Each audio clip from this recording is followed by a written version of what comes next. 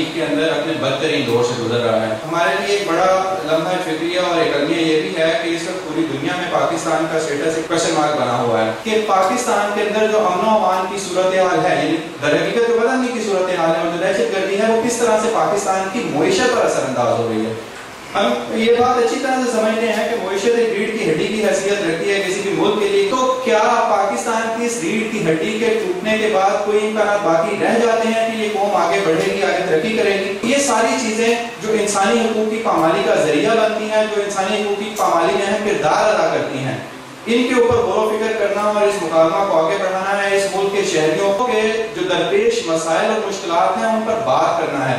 آج کا یہ فورم میں سمجھتا ہوں کہ ہمیں یہ موقع بھی ضرور فراہم کرے گا کہ ہم آج اپنے مسائل کی بات کریں اور ہم خود کریں. پاکستان کی ریاست اس بنیادی حق کو جو زندگی، آزادی اور جائیداد کا حق ہے وہ دینے میں محروم ہے. کہ آج عوام اٹھے اور اس بات کا اظہار کرے کہ ہمیں ضرورت ہے اس بدبی سے نجات حاصل کرنے کی. کوئی بھی ملک اور معاشرہ معیشت کی ترقی کے بغیر ترقی نہیں کر سکتا، اور معیشت کی ترقی کے لیے ضروری ہے کہ وہاں امن و امان ہے. جب تک اس ملک میں امن کے حوالے سے، بھائی چارے کے حوالے سے بات نہیں ہوگی، اس ملک کا مستقبل جو ہے مخدوش ہے. آج اس ملک میں کوئی گلی محلہ، کوئی شہر، کوئی گاؤں، کوئی دریا محفوظ نہیں. اس کی وجہ صرف اور صرف یہی ہے کہ ہم لوگوں نے اس ملک میں، جب سے یہ ملک بنا، ہم نے جنگی جنون کو پیدا. ہم نے اس ملک کو فلاحی ریاست بنانے کے بجائے انتظامی ریاست بنایا. اگر اس ملک کو واقعی چلانا ہے، اس کو ناکام ریاست ہونے سے بچانا ہے، تو پھر آپ کو اس ملک میں امن قائم کرنا ہوگا. اور یہ امن اس وقت تک قائم نہیں ہو سکتا جب تک اس ملک میں فرقہ پرستی کی سیاست جاری ہے، انتہا پسندی کی سیاست.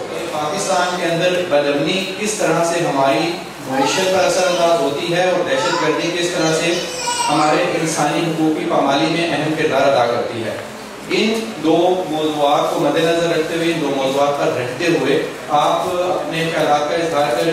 گیس کا پرابلم ہے، بجلی کا ہے.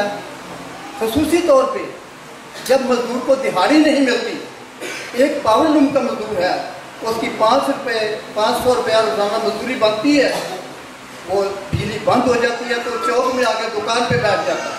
تو ان حالات میں امن کیسے قائم ہو سکتا ہے؟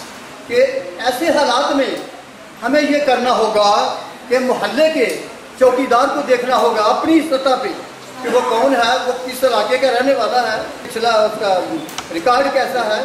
اسی طرح ہر طرف ہم نے دیکھنا ہوگا، مسجد میں، گرجا میں دیکھنا ہوگا کون آتا ہے، مولانا صاحب کہاں کے رہنے والے ہیں، ان کا بیک گراؤنڈ کیا ہے. یہ چیزیں ہمیں جو ہمارے بس میں ہیں، یہ چیزیں ہمیں دیکھنا ہوں گی. امن نام ہے سلامتی کا، امن نام ہے تحفظ کا، امن نام ہے اپنے آپ کو محفوظ سمجھنے کا. آج ہم نشاندہی کرتے ہیں کہ ہمارا ملک غربت اور بے روزگاری کا شکار ہے، لیکن ہم یہ نہیں سمجھتے یا یہ نہیں نشاندہی کرتے کہ یہ بے روزگاری کیوں ہے، یہ غربت کیوں ہے. یہ بے روزگاری اور غربت ہے سرمایہ کاری نہ ہونے کی وجہ سے، اور سرمایہ وہاں آتا ہے جہاں امن.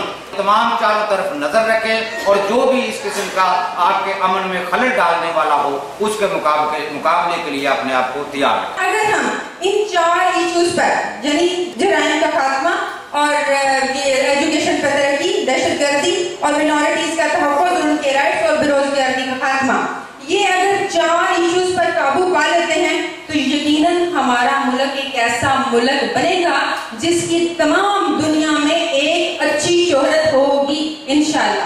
ہمارے یہاں پہ دہشت پھیلائی جا رہی ہے، تو میں یہ کہتا ہوں کہ ہم ان دہشت گردوں کو آج کے بتا دیں کہ ہم ان سے ڈرنے والے نہیں. خوشیوں کا ایک نگر آباد ہونا چاہیے، اس نظام زر کو برباد ہونا چاہیے.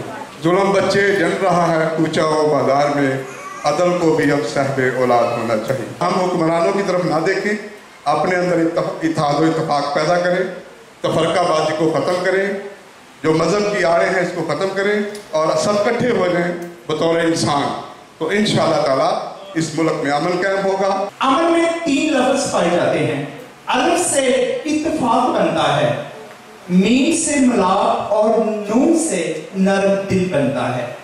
आप सभी अपने आप में ये 3 चीजें पैदा करें तो आप किसी पे कोई भी इल्जाम नहीं देंगे। जो खतरात है, जो कत्ल-ओ-गारत है, जो बदअमनी है, इन सब की जिम्मेदारी हुकूमत पर है कि हुकूमत मुल्क में ऐसे हालात कायम करे, बदअमनी को खत्म करे और अमन कायम करे। ये हुकूमत का काम है। लैक ऑफ एजुकेशन जो है हमारे मुल्क में और बेरोजगारी 2 मेजर फैक्टर्स हैं जिनकी वजह से ये जो प्रॉब्लम आज हम फेस कर रहे हैं ये दिन ब दिन बढ़ते ही चले जा रहे हैं। हमारे मुल्क में ये लाकानूनियत है।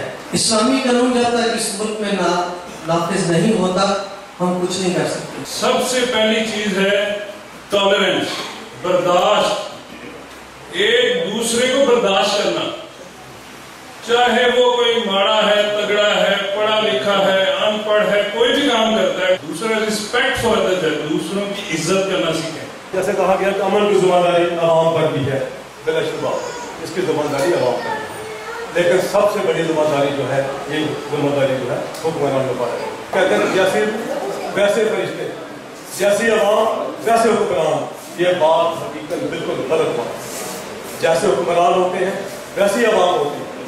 अगर छत जो लीक करती हो तो फर्श गंदा होता है, और फर्श गंदा हो छत कभी गंदी नहीं होती। हुक्मरान आप लोगों के इश्यूज हैं उनकी तरफ बात नहीं करते।